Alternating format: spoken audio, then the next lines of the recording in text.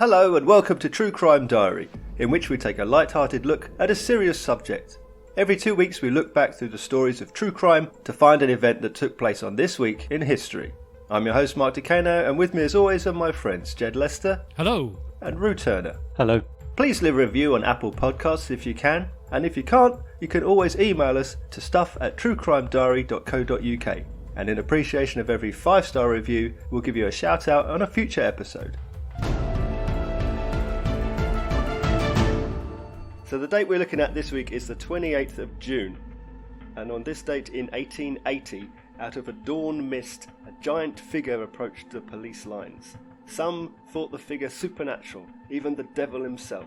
I move for no man.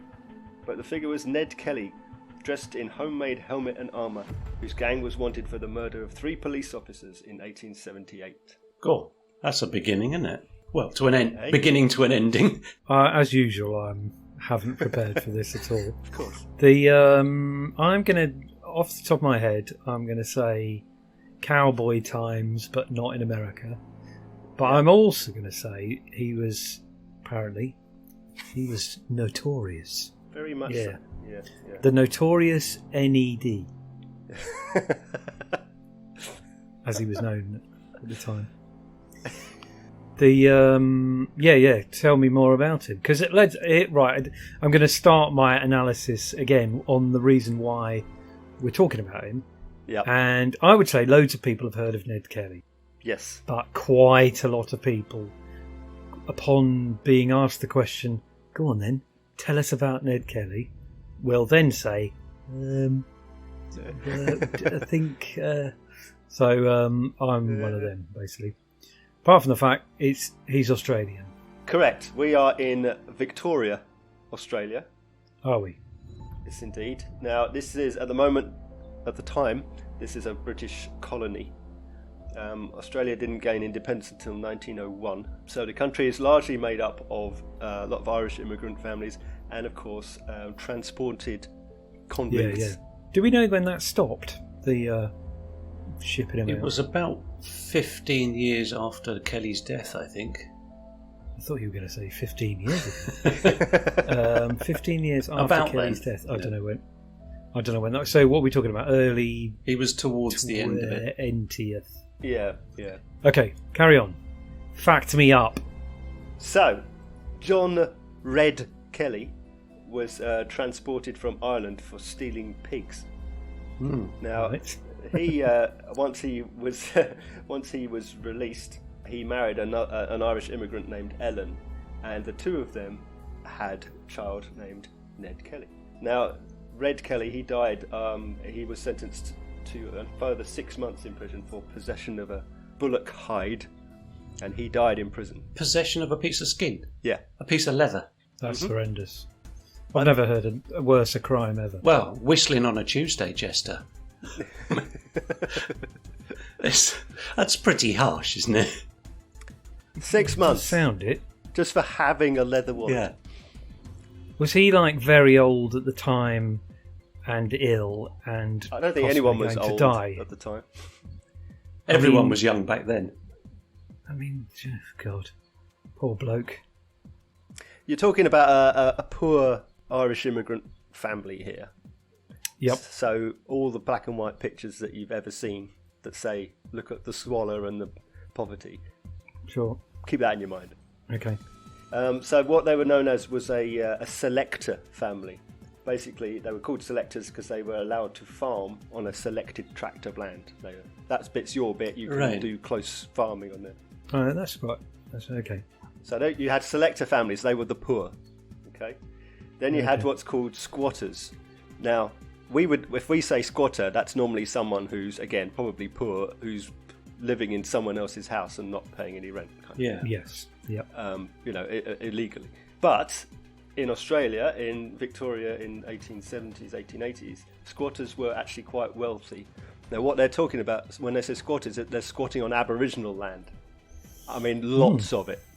Basically, they just wander in and they'll herd cattle and sheep over large tracts of Aboriginal land, and they are the rich farmers, but they're not the landowners because they nick the land.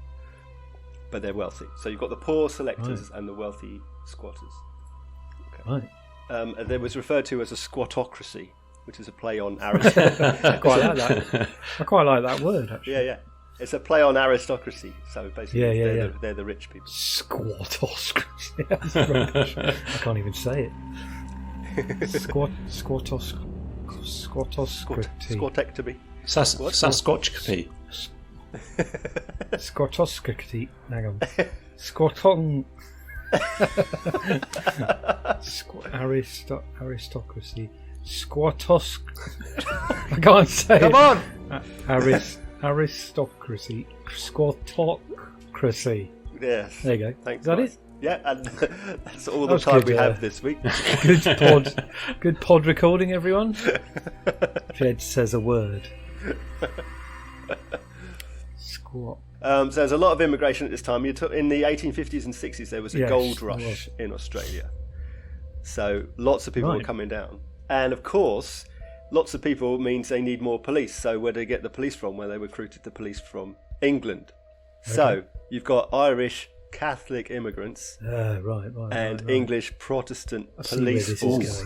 Yeah. Right. The old story once again. Oh, okay. I didn't know that. It's quite interesting, isn't it? Yeah. How the gold rush was just coincidence, basically, that someone discovered it and a load of Irish and English were being either moving or shipped there. Yeah, exactly. Yeah. Right. So some of the Irish, some of the criminal fraternity who are being shipped there are saying, so hang on, instead of being in, 6x6 no windowed squalor, I'm being shipped to a beautifully balmy temperature where someone has just discovered there's a load of gold there. Yeah. And you've got the people who've been released from prison. Yeah, I mean, they're not going there because like you say, it's got obviously nice climate. Yeah. You could spend 3 months or whatever sailing all the way back to Ireland to live in squalor, or you can make a relatively exciting new life. Loads of land to be had. Mm. Well, I say that. Is that a bad thing to say? Because was there loads of land? Well, I mean, obviously there's loads of land, but was it all nicked? Yeah, exactly. It wasn't ours. Basically, yeah. Yeah, right. Oh, okay, so there wasn't really. No more than America was ours when we sent all our prisoners over there. Sure, yeah. And then independence came and we stopped sending them there and sent them to Australia to steal their land. Yeah. To steal their land. Yeah. And in both cases, the people who were there before we got there went, oh, wait. Yeah, hang on a minute. Hang on. Wait. Yeah. Hold on, sunshine. Hey, and I was sitting there. Yeah, okay. So, yeah, the It's a familiar theme story. developing. Yeah. Okay, so young Ned Kelly, by the time he was a teenager, he was already in trouble with the law.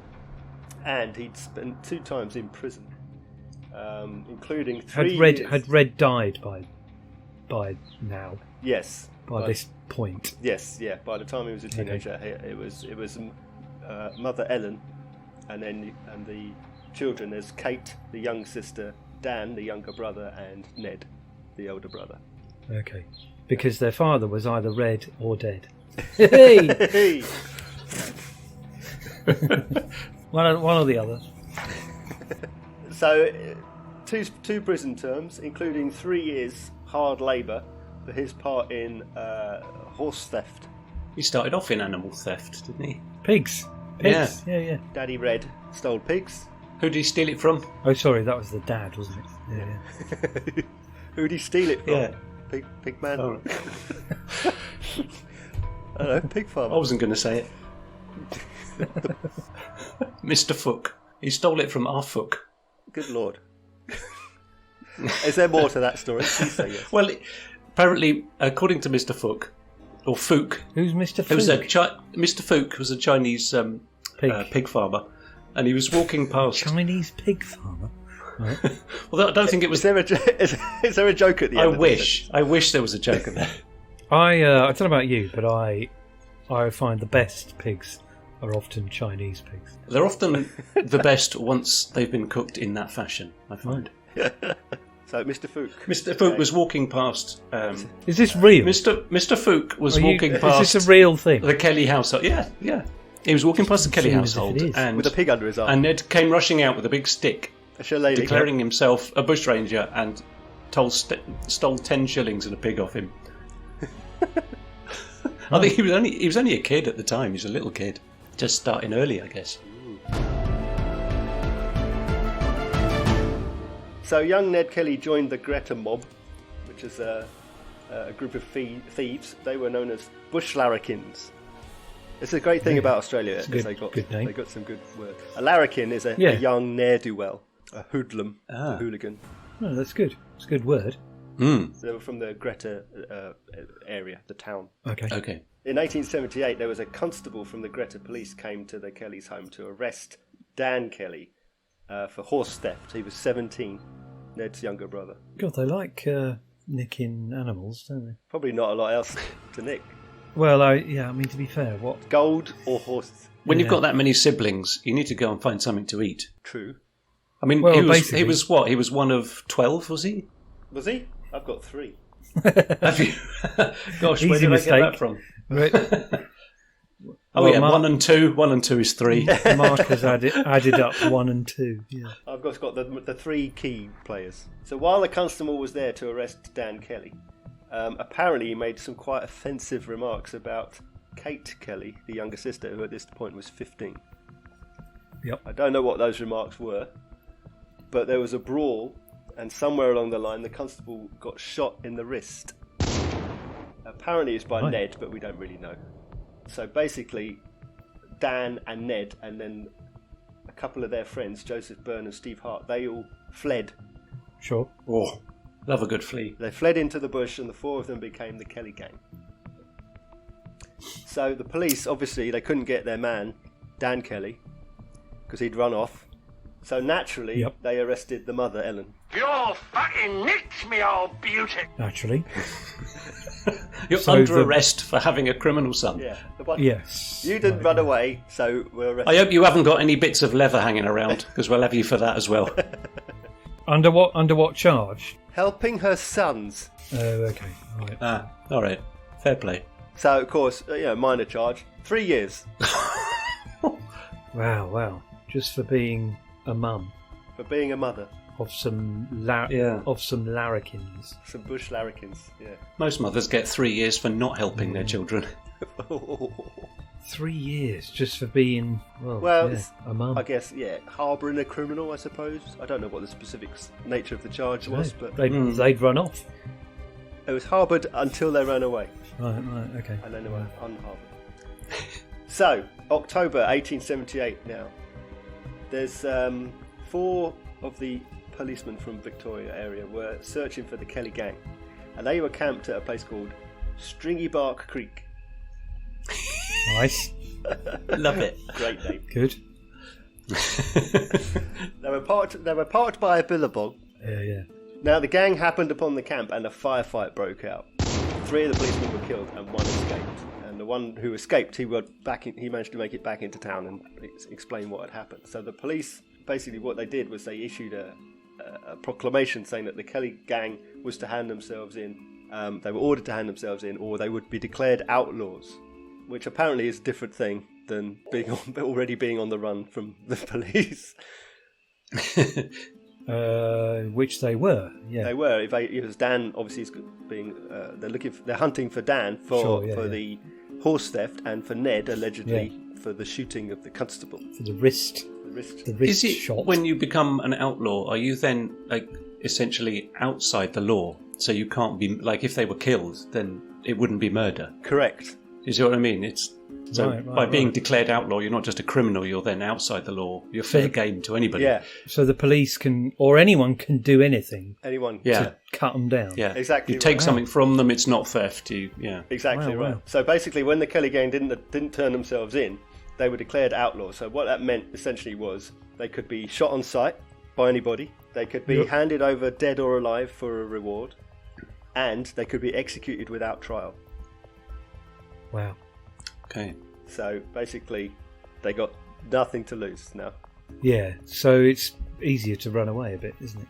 Yeah, exactly. As opposed to Yeah. bother to hand yourself in. Yeah.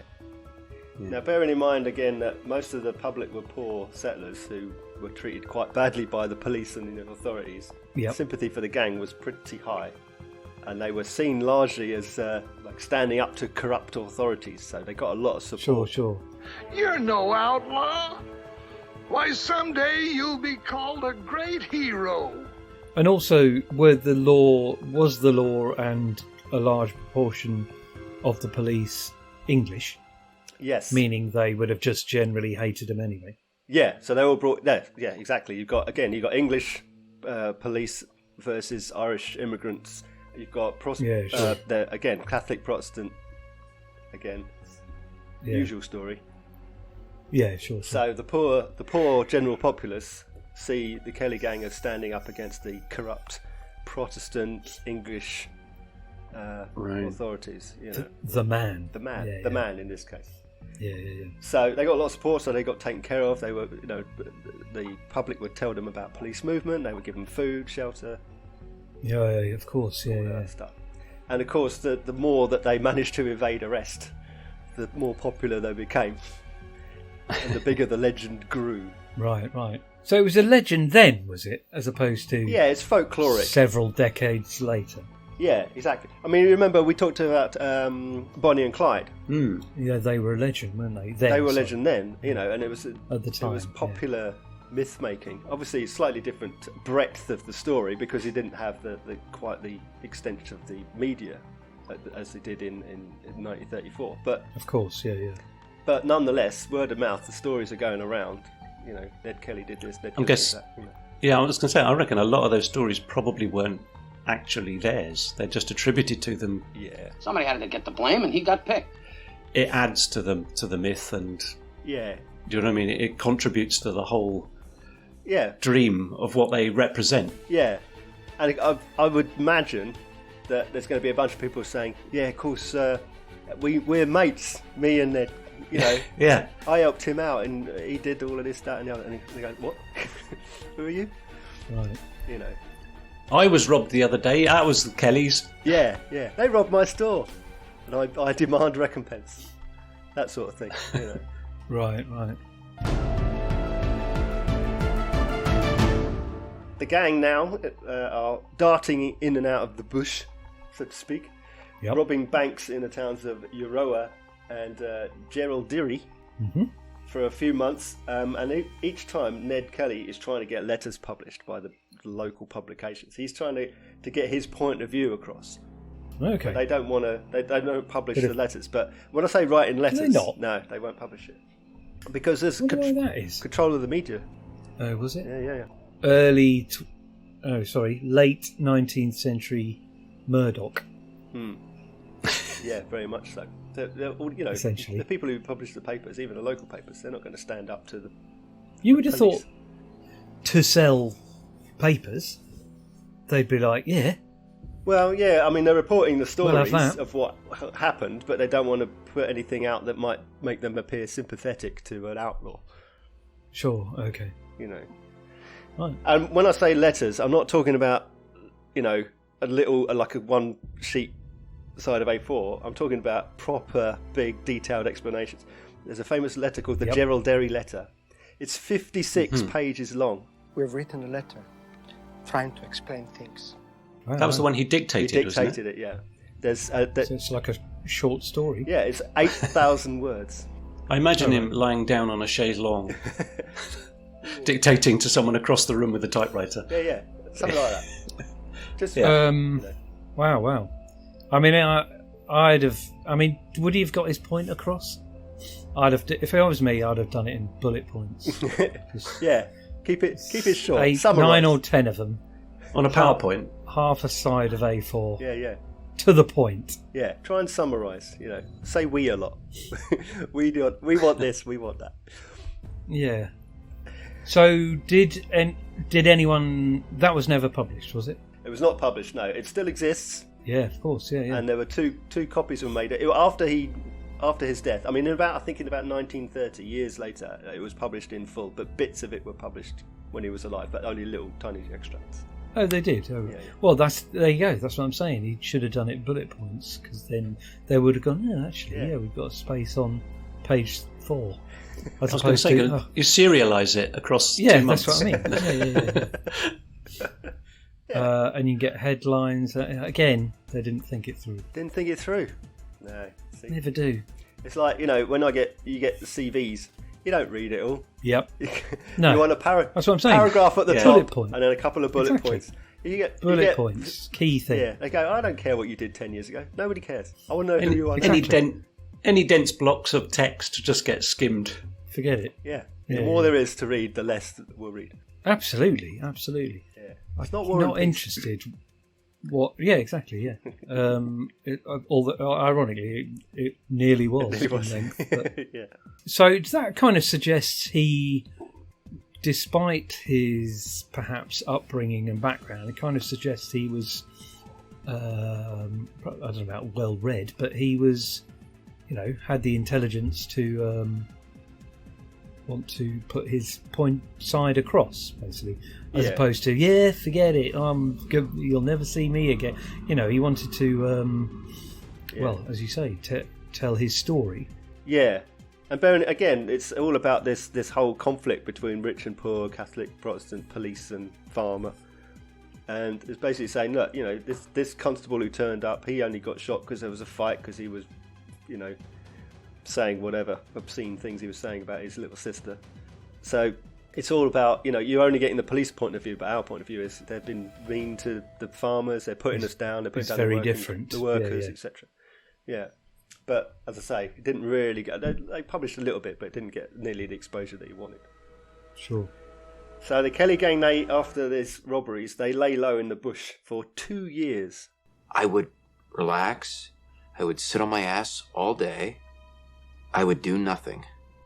Wow. Blimey. Yeah, they're living off the support of well-wishers, food and what have you provided by people. I'd imagine after 2 years you've definitely been nudged off of number one public enemy. Yeah. People are interested in other things by that point. Possibly, although, the stories are probably still going around, possibly even snowballing. It's just that there's no actual appearance. They haven't put their head above the parapet, so to speak. Wow. Do you remember the bloke who nicked the Mona Lisa? I do, yes. He laid low for... He did. Yeah. Was it 3 years? I think so, 3 years. Yeah. And he used to just... he used to stare lean it on his table. Table. While he was in the bath. Yeah. It was hanging in the bathroom, wasn't it? Or in the kitchen, I forget now. Yeah, he had it on his kitchen table for the most part, And he would stare at it, and he fell in love with it, he said. Yeah. The, weird. Well, it's weird, but, the 3 years, though. I would have got all jittery after a couple of days. Oh, yeah, definitely. I've had enough of this enigmatic rubbish. I want notoriety. Yeah, exactly. Yeah. In 1880, the gang decide they're going to strike a blow against the authorities. After doing nothing for 2 years. Yeah. Right, that's it. We're going to strike a blow in 2 years' time. They've been stewing in the bush for 2 years. Yeah. I've had enough. All this sitting around nonsense. Let's get them. Talking with Mona Lisa. I've mixed them up. So they decide what they're going to do is they're going to ride to Glen Rowan, and when there, they ride on their horses. Oh, okay, fine. I thought you said write to someone called Glen Rowan. Mr. Rowan. I tell you what I'm going to do. I'm going to write to Glen Rowan. I'm going to write a sternly worded letter. And it's going to be 57 pages this time. No, they're going to ride to the town of Glen Rowan. And is that near? It's quite near. It's at least a ride It's a ride. Yeah. And there, they're going... I mean, everything's a ride. They're going to kill Aaron Sherritt.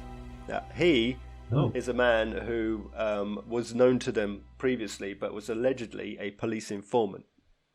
Now, he probably was a police informant, except that the police thought that he was spying for the Kelly gang. Although he did take payment from the police to provide them with information, but they weren't sure it was accurate information because obviously the Kelly gang kept getting away. Yeah, so it's a lot of to and fro. So there was a detective who let it be known that Sherritt was more on the side of the police. So he's stirring up trouble to agitate the gang. To bring them out of hiding? Yeah. Police think that Sherritt is more on the gang's side. The gang think that Sherritt is more on the police side. Sure, yeah. It's not looking good for Skerritt. It's not looking good for him. No, sir. So, or Sherritt. Or Sherritt. So so basically the plan is this. This is what the gang are going to do. They're going to ride into Glenrowan. They're going to kill Aaron Sherritt. Yep. His death is going to rouse up the police to react. Yes. The police are going to... We might not. Well, yeah. If the police think he's if they part suspect of them, him, then they'll think, he's just pissed them off as well. Now he's gone. Now we'll get somebody else. Well, good. First of all, there's two things. One, there are police officers stationed at Glenrowan staying in Sherritt's house. That's one. Ooh. Wow. Okay. And two, if the gang kills Sherritt, he probably wasn't working for them. Probably. Yes, you would. Yeah, you would. Otherwise, unless they were very naughty fellows. Yes. You're right. Yeah, they wouldn't want to kill him because he was one of them. And baddie men never hurt one of their own. Well, if he's their he's their man on the inside, exactly, that's a valuable resource, isn't it? So. Sure. Yeah. True. Suggesting he wasn't. Yeah. Well, we do know that he took money from the police, but as I say, we don't know how much of what he gave them was valuable. Anyway, so they've rode into town. They're going to go into. This is the plan. We're still on the plan. So they're going to go into the town. They're going to kill Sherritt. That's going to rouse the police. They're going to react one way or another. They're going to react. Yes. So what the first thing they're going to do is they're going to call for police reinforcements, and reinforcements are going to come on the train. So the plan is they're going to derail the train and kill the policemen on the train, who are turning up to reinforce other police in Glenrowan attack the Kelly gang. Okay, so they've thought ahead. They've thought about it. It's like various chess moves ahead, basically, isn't it? Yeah. So basically, they're going to wipe out the police reinforcements. Then, largely unopposed, they're going to go to a town called Benalia. They're going to rob the bank there, and then they're going to use the funds to start a local rebellion, an uprising. Right. So after 2 years of nothing, they've decided to start a revolution. The Republic of Victoria. Okay. I think they spent 2 years planning this. This is quite strategic. It's pretty. Quite possibly. So on the 26th of June, Ned Kelly and Steve Hart they go to the rails outside Glenrowan and they try and destroy the rails to derail the train. I was going to ask that. How do you derail a train? So they basically had to dig up the rails. Bashing up the rails. They couldn't do it, so they managed. They forced some local labourers to do it for them at gunpoint. They should smash up that. Dig it up. Yeah. Yep. Meanwhile, Dan Kelly and Joe Byrne, they attack Aaron Sherritt. Basically, him and the police. Now, if Sherritt gets killed, he's shot in the jugular. Oh dear. I've just shot somebody. I did it on purpose. There's quite the fracas inside. There's a lot of to and froing. I'll be honest, it's a little bit complicated to follow, but essentially, the police hole up inside the room with Sherritt's, I think, wife and daughter. Corpse. Effectively, the people they're staying with are hostages. Sure, yeah. Because it's their house. Eventually, Dan Kelly and Joe Byrne leave. They've got their man. They leave, and apparently the police who were staying there stayed inside for 3 hours before they ventured outside because they were so scared. You'd be too scared to even look out the window to see if anyone was still there. Yeah, exactly. Yeah. For all they know, we're still out there ready to jump them. So in the early hours of the next day, 27th of June, the gang are in Glenrowan. They force the townspeople from their homes at gunpoint, and they take them all to the Glenrowan Inn, a hotel in the centre of town. And there they're going to wait for the police reinforcements, the train to arrive.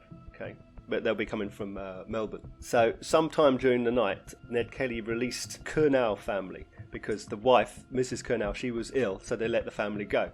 And of course, the husband, he immediately flagged down the train. He went to stop the train. Sure. Yeah, and he waved like a red scarf along the rails, and that basically stopped the train being derailed. Sure. So he saved all the police. Was this kind of like on the basis where you were suggesting that generally people were kind of in support of the Kelly gang? Yeah. But this chap, well, presumably because he was taken hostage for a bit, Yeah. clearly was against it. Well, or was again- it a kind of police town or something? Not really. I mean, we don't. Everyone's going to have their own reasons for why they want to. It could be in self-interest, because there's a reward. These are outlaws. There's a reward, arguably. Oh yeah, that's true. It could be the fact that he and his ill wife were forced at gunpoint out of their home and into such slightly angry. So it could be any number of reasons, but he could be against them. He might have been an English Protestant. I don't know the detail on that, and he just might, not like the Irish. I don't know. But the point is that he saves the police. He stops the train being derailed and tells them what's happening. These guys are in there. So obviously that plan is now out the window because the police are aware of who the players are, where they are, and they're haven't been wiped out as the plan had hoped. Okay, so now we're on the 28th of June. It's 3:00 in the morning. The police officers from the train have surrounded the inn, the Glenrowan Inn. The gang realise the plan's failed because they know that the police are outside. And they put on homemade armour that they've prepared. The Bible says, turn your armour into ploughshares. But I say unto you, turn your ploughshares into armour. Oh, yeah, They've got sheet metal, so they've got like helmets. Is this the first time this came into sort of use? Well, I don't mean generally. I mean by the group. I mean they've prepared it, but I don't know if they used it during the bank robberies. But I think this was prepared during their 2 years of downtime. So they spent 2 years planning and welding. Yeah. Are we still in 1880? We're in 1880. Yes, this has all taken place in only over a few days when the gang has reappeared. Because in 1885 in Back to the Future 3, Michael J. Fox put some armour. Yeah, exactly. So that works. Yeah, that stands up as that's moving chronologically. That's yeah, it's fine. Because he got that from is it Fistful of Dollars? Clint Eastwood. Yeah. Because that's the movie yes, he that did. they were Because that watching, was his name. Yeah. That was his name, and that's what he told everyone that was his name was.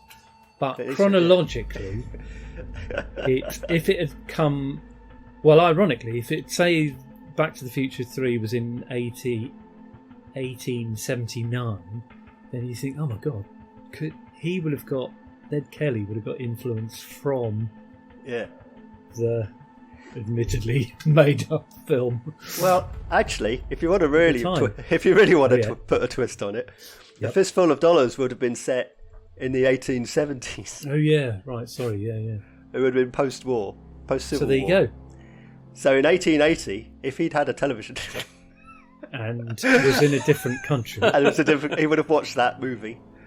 Fistful of Dollars from 10 years got an idea. Before. I got an idea, even though it was made 80 years later. Yes, of course. But it referred to 10 years before. And then in Back to the Future in 1985, he went into the future to watch the movie, to come back to the past. Wow. I got confused! I don't even know what I'm saying anymore. It gets all timey-wimey. It's perfectly allowable. Yeah. Anyway, so they do. How kind of covered up were they? Were they just got a bit of bended sheet metal, or were they? No, they had a proper full breastplate and backplate. Yeah, Iron Man. Well, not Iron Man. Yeah. It was breastplate and backplate and helmet, basically. Oh, wow. Mm-hmm. Their arms and legs were largely exposed, which it turns out was their downfall. Oh, was it? Oh dear. Literally. Oh, right. I didn't know that. Yeah.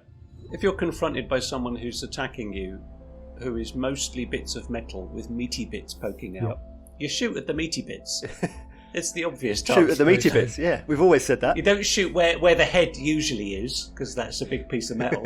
Just go, oh look, fleshy bit, shoot that. But they wouldn't have known that they were covered in metal, would they? They would have just shot at them. Yeah, as opposed to, we're covered in metal. we're coming out, covered in metal. Exactly, yeah. They would have just shot at the normal areas that you shoot at. Your normal area is not to shoot him in the leg, is it? I don't know. No. Well, it's also not the usual area to shoot someone in the massive metal head. Yeah, but they don't. Well, initially, they could have seen some men coming out of the inn with some buckets on their head. We need some Alcatraz paper mache heads on top of the metal heads. Yes, you're right. Yeah. Could have used that idea. And corks hanging from the metal as well.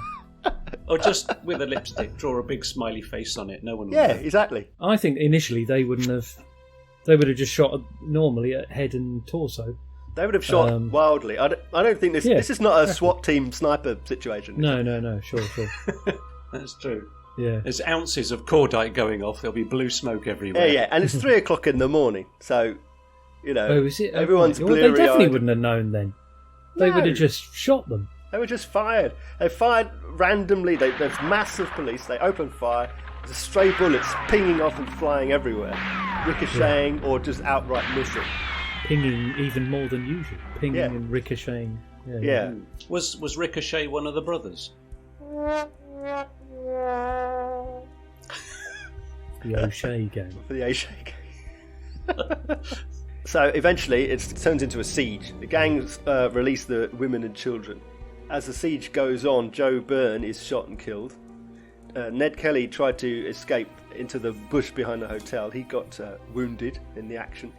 His plan was to circle behind the police and basically try and open a second front, if you like, behind the police line. Right. Dan Kelly and Steve Hart are still inside the inn, and they keep shooting at the police, hoping that Ned will make his way round and give him time. By the time the siege starts to come to an end, it's now dawn on the 28th. Okay. Ned Kelly, as we started at the beginning of the episode, he appears out of the dawn mist in his armour. He's behind the police lines, and he starts shooting. He appears out of the bush. The police are stupefied by this. Some people say it's the devil. Yep. Some said it was a bunyip. A bunyip? Now, a bunyip is a great word. That's apparently Australian Aboriginal mythology, a creature that supposedly hangs around in swamps and billabongs and creeks. The Swamp Thing of Australia. It's the Swamp Thing of Australia, yeah. It's basically like a water spirit. So if you imagine the mists of the dew in the dawn and this lumbering creature comes out, they think it's a mythological creature staggering towards them with a gun. 3 guns, in fact.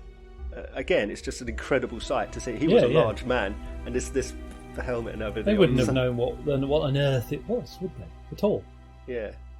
He would have probably looked a bit like, or how I imagine he would have looked a bit like how that second Iron Man, the really clumsy Iron Man that he made later. I can't remember. When he was in the cave in the Middle East, and he makes another Iron Man. Oh yeah. I imagine it's a bit like that, a kind of Heath Robinson clunky kind of Iron Man. Was he carrying a knife? I don't think he was carrying a knife. No, he had guns. That's not a knife.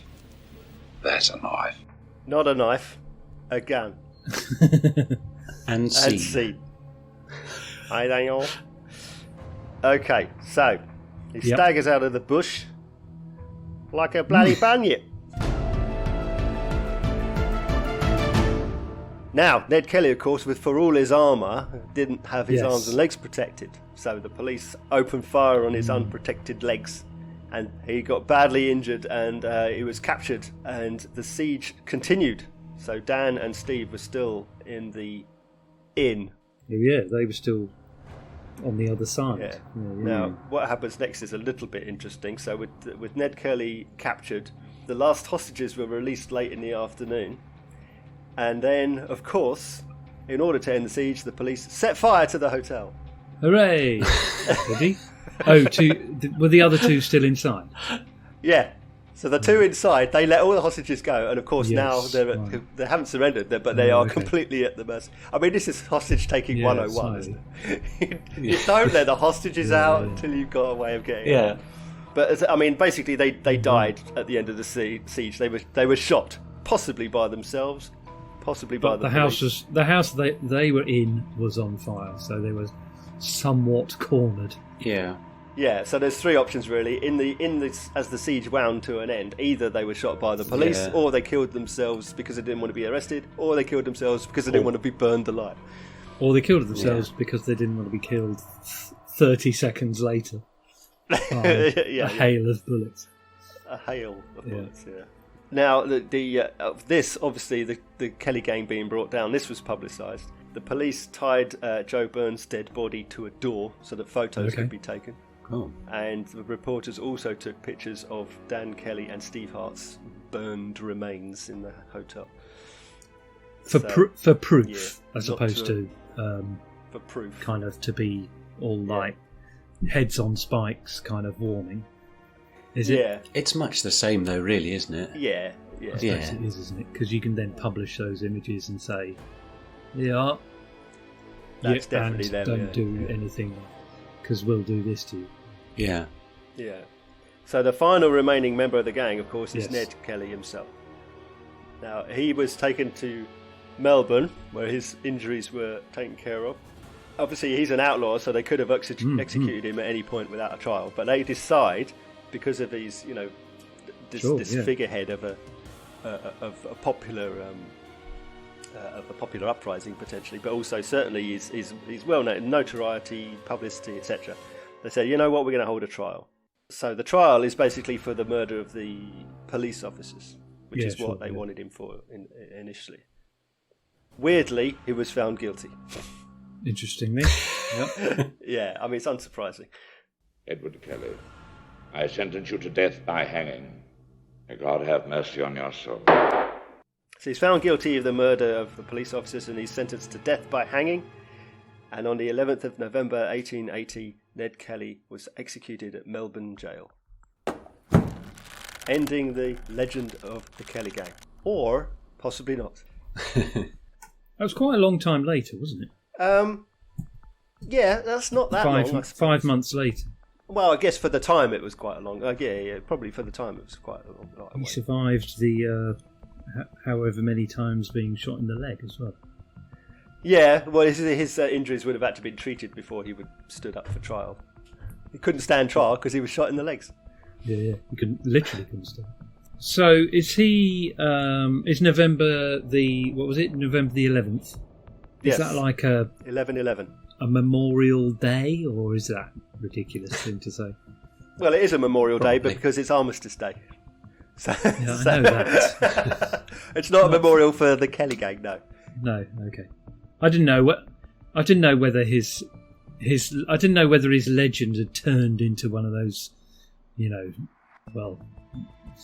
remembering someone who wasn't necessarily that nice. Do you think there's a festival in some town in Australia where they dress up in armour? Yeah, but I do actually. And set light to their houses. Yeah, I don't think even Australia would have a nationally celebrated holiday for a convicted killer. But yeah, I mean, it's probable. Like all these things, there's always someone somewhere who's celebrating something, and it was a big story at the time. They've become is. It still is. Obviously, we've heard of them. It's notoriety or infamy or whatever you want to call it. It's a famous story, and of course, the imagery of the armour is the resounding thing that goes that we all remember. And the Curse of Kelly. The Curse of Kelly. Tell us about the Curse of Kelly. Well, it was just at the trial when Kelly was sentenced. He said to the judge, "I'll see you where I'm going." Yes, I'll meet you there. And 12 days later, the judge dropped dead. Dun dun dun. Really? Yeah. Was that just coincidence? Well, no, from existing pneumonia and septicemia. Right. He had a massive carbuncle and pneumonia. Right. Wow. He was off at some point, it just so happened. Yeah, it wasn't very long after. So whether you want to consider Kelly a revolutionary, a man who stood up against corruption, or whether he was just a thief and a murderer, doesn't really make a difference to us today because the story has been celebrated in Australian art, poetry, music, etc. Yeah. The first Australian feature film made, the first film they made in 1906, was the story of the Kelly gang. Really? Yeah. So that was 25 years later, 26 years later. 26 years later, yeah. Wow. And that's not even just the first film about him. That's the first feature-length film Yeah. Wow. in the world. Oh, right. Oh, sorry. Yeah. I thought you were going to say there was one in 1894. No. But in 2007, it was lodged in the UNESCO Memory of the World Register. As the first feature film. As feature length. That's good, isn't it? Being before talkies, it's pretty much incomprehensible. I've watched about half an hour of it, which I think is most of what remains, because a lot of it was just jaunty sort of lost piano and accompaniment. Well, they didn't even have, because that was done live. Right. For the movies. So there's no soundtrack at all. Just silence. Is there text? And we don't have a record of the notes. In some edits of it, there is. There are some, little black and white shots of text to say what is about to happen. But here he comes, coming out the bush. Really doesn't help covered much. in armour. Yeah. I think you need a few players like making sounds, and you need some Foley and some music really to be able to follow it. Yes. I mean, if you cut the soundtrack out of any movie, you're lost. Sure. Yeah. It's only when you do that you realise how very much so. important the soundtrack to a film is. Music and editing is basically a film. Like very, very, very important. Yeah. Yeah. I mean, that's why radio came first. Yeah. So even the movie was controversial. Apparently, it presented the Kelly Gang quite sympathetic. Oh, did it? The government tried to have it banned. Sure, yeah. It's the first movie, and they wanted to get it banned. So the first video nasty. Yeah. There's been others. Yeah. I suppose the one that we best know. Yes. Is the 1970 film starring Mick Jagger. Yeah. Definitely. As Ned. I think starring's putting it well, strong. yeah. Featuring. It's not his finest work. We'll get that guy from that famous band to do it, because he'll probably be able to act, right? Or not. That broad-shouldered, thin-lipped man looks just like him. You're Australian. Be Australian. There's a. I did think that when I watched that 1970 Ned Kelly with Mick Jagger, I thought, although he's a dreadful Ned Kelly in it, he looks really quite shockingly like Lincoln. Well, he's got the. I mean, he's got the beard, no moustache style, hasn't he? Exactly. Yeah, but he's got those high cheekbones and that. Has he got? Does he affect an Australian or Irish accent at all? I think Mick Jagger has an accent all its own. Does he just play it as Mick Jagger? Yeah, it's kind of. Yeah. How does he? I don't know. How does he play it? Playing is a strong word. None of us are brave enough to do a Jagger impression. not even an Irish Jagger. But is he just basically clear? I mean, I know it's Mick Jagger, but it's even if you closed your eyes, you'd be like, oh right, what's Mick Jagger doing in a? Yeah. There's no accent to speak of. Yeah, I mean, there's the Australian accent, there's the Irish accent, and then there's Mick Jagger's accent, whatever that is. Okay. It sounds like Mick Jagger. Fine. From County Jagger. Now, there is another movie that I'm aware of, which was in 2003 and stars Heath Ledger. Oh, yeah. That one I haven't seen. It's called Ned Kelly. Yeah, okay. I don't know that one at all. No, I've not seen it myself. It's based on a novel called Our Sunshine from 1991. Basically, it's, as we said, it's Heath Ledger in the title role, and Orlando Bloom is in it, Naomi Watts is in it, Geoffrey Rush. It's had mixed reviews. That's it. Oh, okay. Yeah. Let's leave it there.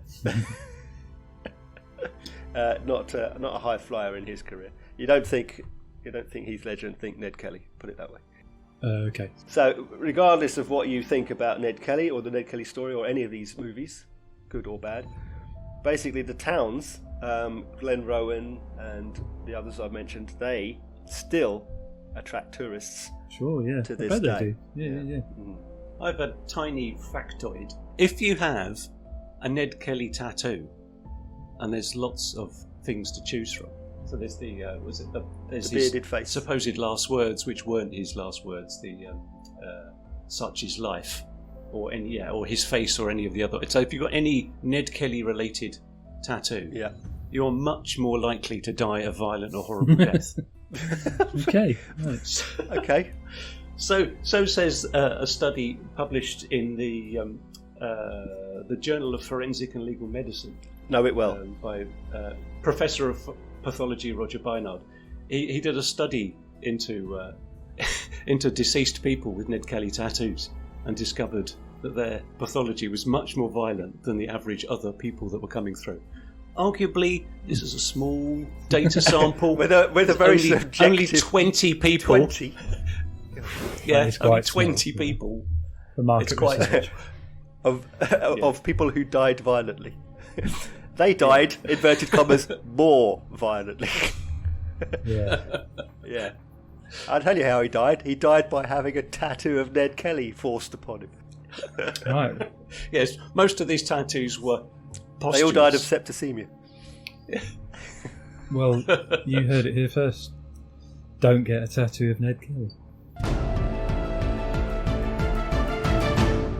That's all for this time. If you want to know more about what we've discussed over the course of this episode, just Google it or something. You can see daily true crime updates on our Facebook, Twitter or Instagram. You can email us or you can support the show with a PayPal donation. And links to all of those are on our website at truecrimediary.co.uk. Don't forget to send us a review or post one in your podcast service if you can, and all 5-star reviews will get a shout out on a future episode. Join us next time when we'll be similarly discussing and digressing on another event in true crime history. Until then, my thanks to Jed and Rue. My name's Mark, and we'll see you on the next date in our True Crime Diary.